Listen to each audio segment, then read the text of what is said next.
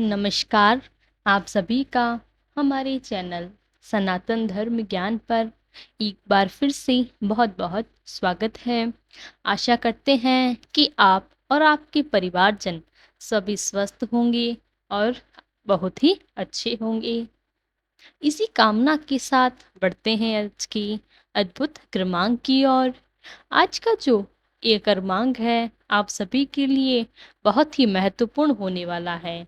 बड़ा ही चमत्कारिक और कल्याणकारी होने वाला है, क्योंकि आज हम लेकर आए हैं आप सभी के प्रश्नों के प्रति उत्तर। बहुत से लोगों का यह प्रश्न होता है कि हम अपने कार्य क्षेत्र में बहुत मेहनत करते हैं, दिन रात कर एक कर देते हैं कार्य करते हुए, लेकिन उस अनुपात में हमारा भाग्य हमारा साथ ही नहीं देता। जितना कार्य हम करते हैं, उसके फलस्वरूप समानांतर परिणाम तो छोड़िए, जो निम्नतम परिणाम होता है, वह निम्नतम परिणाम भी हमारे जीवन में नहीं आता। भाग्य की बड़ी कठिनाई रहती है ऐसे दर्शकों को। तो आज के क्रमांक में हम आपको इसी ही बातों पर, ऐसे दर्शकों के, ऐसे भक्तों के लिए आज का यह क्रमांक बड़ा ही चमत्कारिक होने वाला है। तो आइए बिना समय व्यर्थ किए हुए बढ़ते हैं आज के अद्भुत क्रमांक की ओर। आज के इस क्रमांक में आप सभी की सहायता हेतु आप सभी के महत्वपूर्ण प्रश्नों के लेकर आए हैं। कैसे चमत्कारिक उपाय जिसको जीवन में अपनाने से, जिसका अनुसरण करने से आपके जीवन में बहुत शीघ्र आपको इसके परिणाम देखने को मिलेंगे। फलस्वरूप आपका भाग्य पूरा आपका साथ देगा। तो इसीलिए बने रहिएगा आज के क्रमांक में। इस क्रमांक को आपने करना क्या है? देखिए, सप्ताह के 7 दिनों में से एक दिन का चुनाव कीजिए, जो कि बड़ा ही मंगलकारिक होने वाला होता है। और बिल्कुल सही सोच रहे हैं, वह महत्वपूर्ण दिवस मंगलवार का दिन है, जो कि श्री महाराज जी को, श्री हनुमान जी को अति प्रिय है। क्योंकि मंगलवार के दिन आप जानते हैं, श्री हनुमान जी बहुत ही मेहनत कृपा करते हैं अपने भक्तों के ऊपर। तो इसीलिए क्या उपाय करना है आपको? अगर सहूलियत हो सके, अगर आप थोड़ा आध्यात्मिक प्रति और ज़्यादा अग्रसर हैं, तो आपको मंगलवार के दिन व्रत करना है। यदि व्रत करना संभव न हो पाए, तो आप व्यस्त रहते हैं, आपके लिए किसी प्रकार का मंगलवार का व्रत करना संभव नहीं है, तो एक नियम कीजिए कि जो भी आपके समीप श्री हनुमान जी का मंदिर है, वहाँ पर आपको वहां पर आपको सबसे पहले स्नान आदि करके श्री हनुमान जी के दर्शन करने के लिए आपको शुभ वेला में जाना है।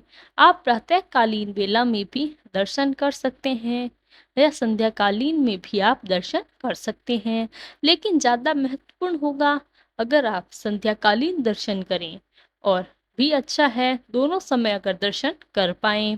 तो मान लीजिए, अगर आप संध्याकालीन दर्शन करते हैं, संध्याकालीन दर्शन सबसे पहले आपको स्नान आदि करके उन सभी कार्यों से निवृत्त होकर महाराज जी के मंदिर पहुंचना है। और सबसे पहले कार्य करना है कि हनुमान जी के जहाँ भी विग्रह हो, आप उनकी मूर्ति को वहां पर श्री हनुमान जी के समक्ष जाकर एक प्रार्थना करनी है। प्रार्थना के साथ साथ क्या करना है, आपको यह भी ध्यान रखना है, लेकिन सबसे पहले प्रार्थना आपको यही करनी है कि हनुमान जी श्री राम जी के महत्वपूर्ण हैं और आपकी शरण में हूँ। मैं इस भाग्य से बड़ा ही परेशान हूँ। मैं आपके कार्य में पूरी तरह से मेहनत करता हूँ, लेकिन उस कार्य में, उस अमुक कार्य में मेरा परिणाम बहुत ही नकारात्मक हो रहा है। कृपया मेरी सहायता कीजिए। इस प्रकार से ये छोटी सी प्रार्थना आपको करनी है, जो बड़ी ही मंगलकारिक होगी। इस कारण मैं आपको बताती हूँ।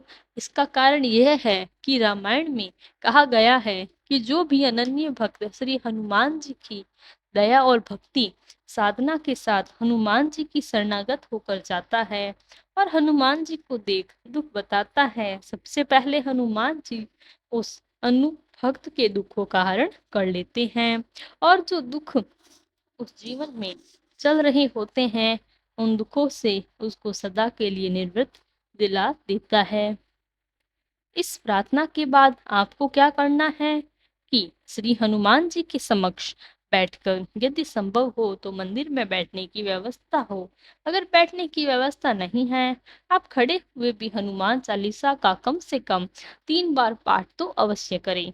अगर 3 बार भी संभव नहीं हो तो आपसे समय का थोड़ा अभाव हो तो कम से कम 1 बार ही सही, पर हनुमान चालीसा का पाठ स्वयं हनुमान जी के विग्रह के सामने आपको करना है। इस प्रार्थना के बाद आपकी बात पूरी तरह से ध्यान रहे कि फिर से आपको रेखांकित करवा देती हूँ। इस बात का ध्यान रहे कि अगर आप 1 बार भी हनुमान चालीसा पढ़ रहे हैं तो उसे पूरी हनुमान चालीसा में आपको पूर्ण रूप से संलग्न होना है। संलग्न रहने का कार्य यह है कि कई लोग क्या गलती करते हैं कि श्री हनुमान जी की हनुमान चालीसा है, उसमें पढ़ते तो हैं लेकिन ध्यान इधर उधर भटका रहता है। इससे पहले आपको ध्यान रखना है, इसके लिए मैं आपको एक उपाय और बता दूंगी।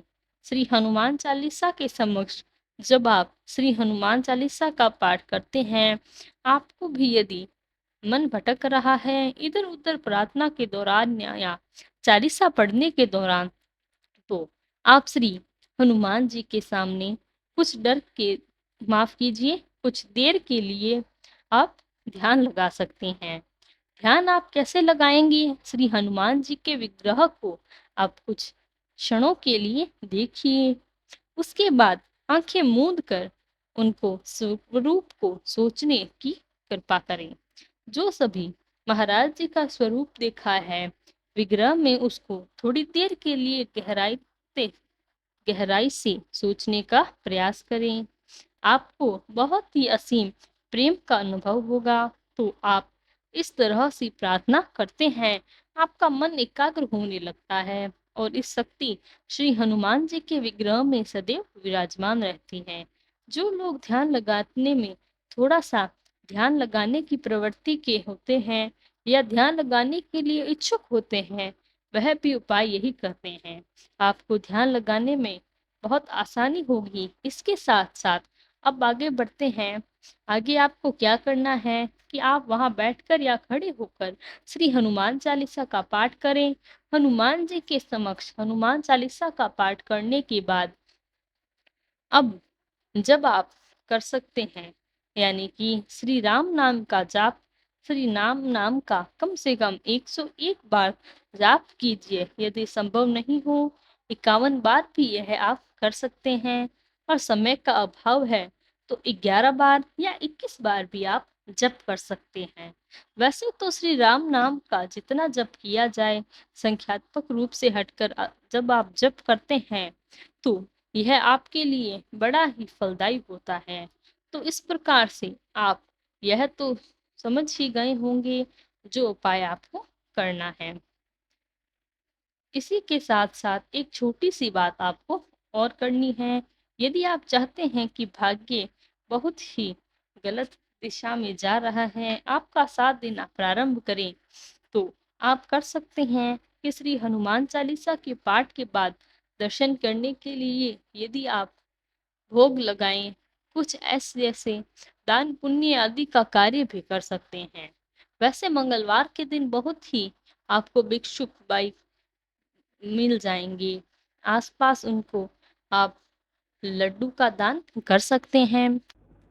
कोई भी मीठी चीज का आप अपनी सहूलियत के अनुसार दान कर सकते हैं और उसको दान करें। यह नियम करेंगे तो आप पाएंगे कि कुछ ही दिनों में मंगलवार अगर आप यह कर लेते हैं, वैसे तो मंगलवार के बाद भी कई ऐसे हमारी जो अनन्य दर्शन है, उनमें से कई भक्तों ने हमें बताया कि एक बार भी ऐसा अगर उन्होंने विधान किया, एक बार भी उन्होंने ऐसा नियम किया, उनके जीवन में जो परेशानियां चल रही थी वह शीघ्र ही दूर हो गई। यह तो पूरी तरह से निर्भर करता है कि आप कितना संलग्न होकर कार्य करते हैं। इस प्रकार से जब आप उपाय करेंगे, वैसे तो मैं आपको यही कहूंगी कि प्रत्येक मंगलवार यदि संभव हो, क्योंकि देखिए अच्छी चीजों को करने के लिए आपको गिनती करना आवश्यक नहीं है। संख्यात्मक रूप से न लेकर जितना आपसे संभव हो हर मंगलवार को नियम बनाएं और जीवन में चल रही हर परेशानी, हर प्रकार की परेशानी को दूर हो जाएगी। हनुमान जी इतने दयालु हैं। जब बात हो रही है हनुमान जी की, तो महाराज जी का नाम आना तो परम आवश्यक है। इसी प्रकार से आप यह प्रार्थना का आसपास मंदिर ना हो, बहुत दूरी पर मंदिर है, घर पर ही आप उपाय यही कर सकते हैं। घर पर भी आप हनुमान जी के विग्रह के सामने बैठकर, विग्रह में उपलब्ध ना हो तो हनुमान जी की छवि, चित्र को विराजमान कीजिए। घर पर यही उपाय जो मैंने आपको बताए हैं, वह आप हनुमान जी के, श्री महाराज जी के समक्ष कीजिए, क्योंकि महाराज जी और हनुमान जी में कोई भी अंतर नहीं है। आप एक प्रकार से महाराज जी के समक्ष भी हैं। अपनी प्रार्थना हनुमान चालीसा का पाठ और श्री राम का नाम जाप कर सकते हैं। उससे बड़े ही अद्भुत परिणाम आपको जीवन में देखने को मिलेंगे। भाग्य आपसे दूर दूर तक आपका साथ देगा।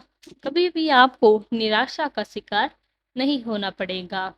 वह भाग्य चहुमुखी दिशा से आपके लिए अच्छी खबर, सुखद समाचार, जीवन में उन्नति, आध्यात्मिक अभिरुचि और इसके साथ साथ आध्यात्मिक जो आपकी प्रगति है वह भी जीवन में बढ़ जाएगी।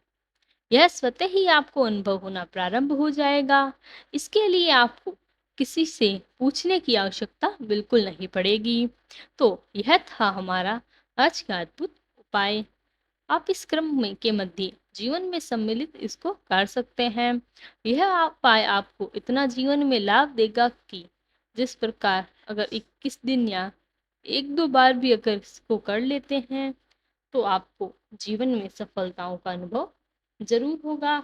आपके सभी दुखों, आपके सभी संकटों का हल भी हो जाएगा। तो यह था हमारा आज का अद्भुत क्रमांक। आशा करते हैं कि आज का क्रमांक आपके लिए लाभदायक था और ज्ञानवर्धक था। अगर क्रमांक पसंद आया तो वीडियो को लाइक, कमेंट, शेयर और चैनल को सब्सक्राइब करना ना भूलें। कल फिर मुलाकात होगी ऐसी ही अद्भुत क्रमांक के साथ। तब तक के लिए धन्यवाद। जय गुरुदेव।